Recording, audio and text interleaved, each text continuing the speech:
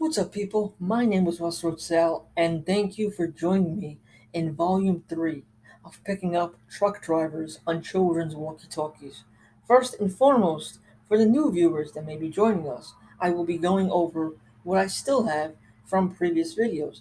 First and foremost, the Go Diego Go Walkie Talkies and the Vertex Standard are sold and they're gone because I realized later on that I could pick up the same frequencies that I was picking up from those walkie talkies on the ones that I have. So those were sold. But if you guys know where I could pick up once again the frequency of that crazy, constantly talking, southern, if you will, truck driver that at times sounded like a preacher, throw me the frequency down below in the comments because I forgot. If I wrote it down, I forgot. I threw it out. So let's continue with the video. First up and foremost, we still have old reliable, the Cobra Talk, the Cobra Micro Talk, U.S. Army endorsed walkie talkies that I bought from Toys R Us way back in the day. Now, they boast that they are, I think, 37-mile range, but because I live in the city, in the borough, at most I can get 12, 15 miles tops. Now, the bad news is with these guys, for whatever reason, walkie talkie use has significantly decreased in my area. So while they still work perfectly, you can't really pick up much on these guys anymore. Next up, we have the Radioshack PRO-135. As you can see, Air, Police, I think, yes, Marine, and Ham radio, and it still works flawlessly. Um, there are a few stories with these, like for instance, at the time I was eating breakfast, and I picked up what seemed to be a stakeout. First with the Cobra, and then for better signal, I picked up with the Radio Shack. Now, as you can see, there's no antenna on this guy, but I do have a small one, a medium one, and a large one. But the large one was bought not for this one alone, but for my next radio. Now, while this is the Nintendo 64, we're going to jump all the way to the PC Master Race. A good analogy, I know. With the ICOM ICR20. Now, this is a beast. I bought this on the app called Mercury. It is both on the Play Store and the Apple Store. Way back in the day when Mercury first started, by a guy who served in Iraq and was selling it for only 75 bucks. These bad boys go for like 300 to $400 on eBay if you look now. I had so much luck. I don't usually have luck in my life, but when it comes to this guy, I did. He's just very powerful. When you turn this guy on, I don't have batteries in because having batteries in these devices for a very long time leads to corrosion and loss of the device. So I would never do that to the ICOM ICR20. But I will, if you guys want to see a video on any of the devices being played, actually like broadcasting, shoot me a comment down below and I'll make a video on any of these items that you see. It came with the case, and what you can do with the case is you can flip it and it's a nice clear see-through plastic. So you can function it while it's in the sleeve, which is really nice.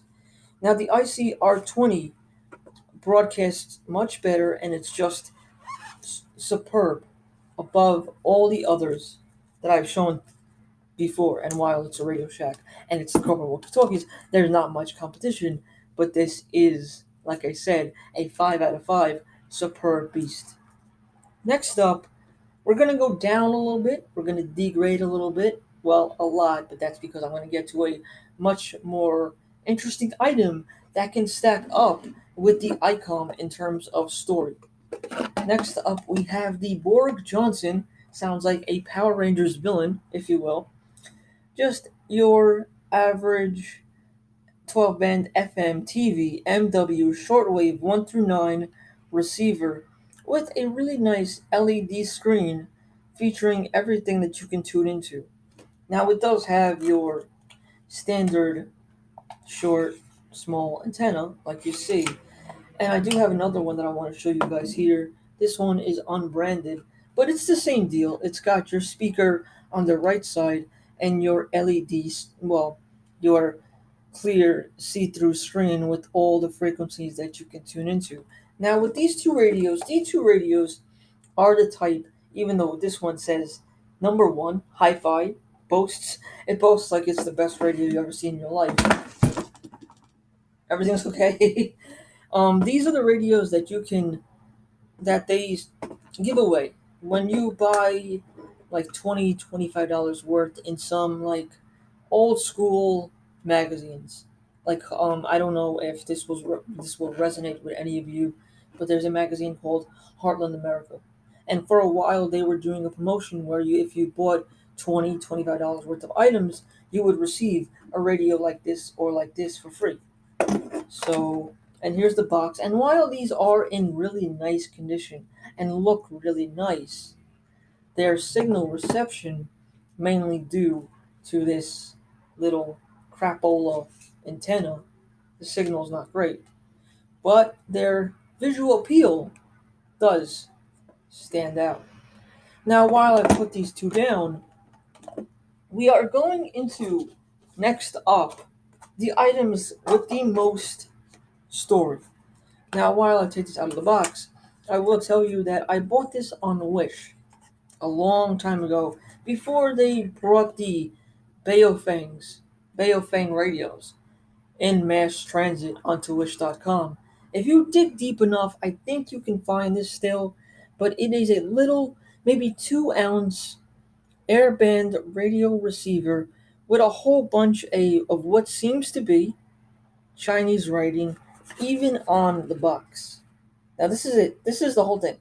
It takes two AAA batteries, and it does have good good reception if you can pick up a signal. It does have a hard time picking up a signal, but once it does, it's pretty good reception.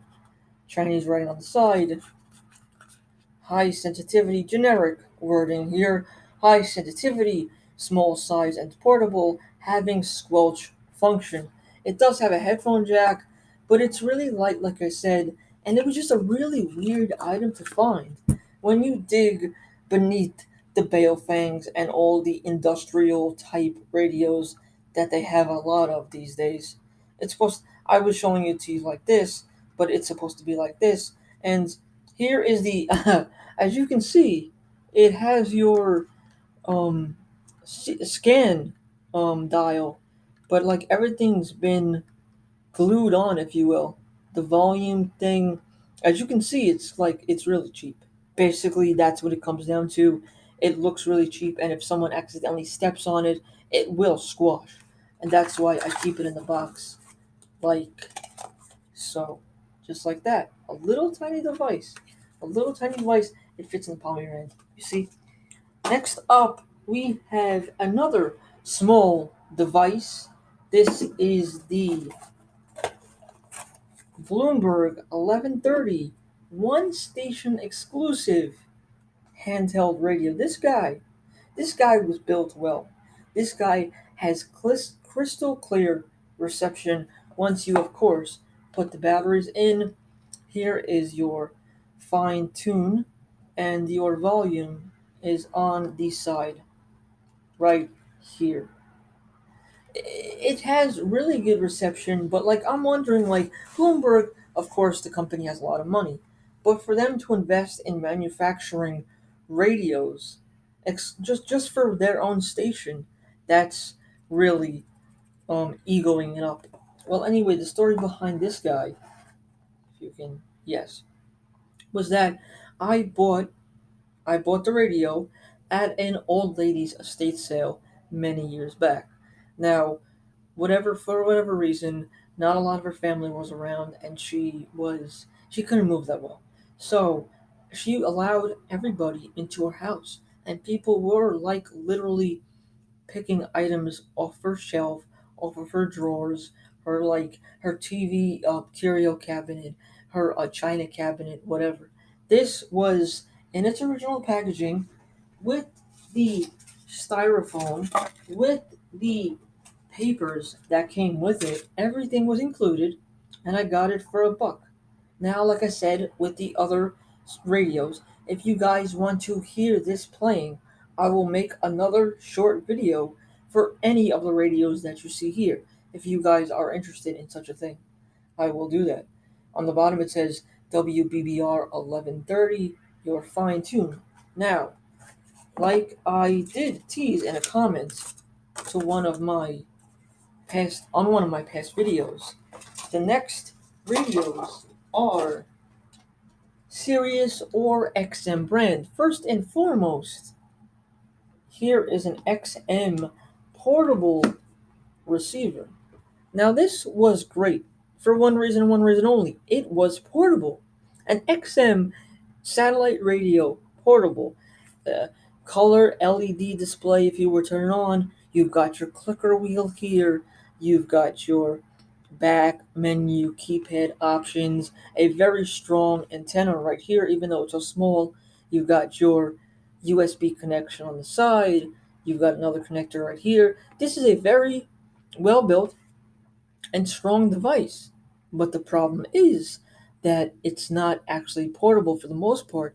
If you're outside doing whatever, walking, running, exercise, gardening, whatever, if it's on your person and you're constantly moving, it's constantly seeking signal. So it has to be stationary. So the portability aspect just flies out the window. Now, when this was originally released many years ago, I did not have it.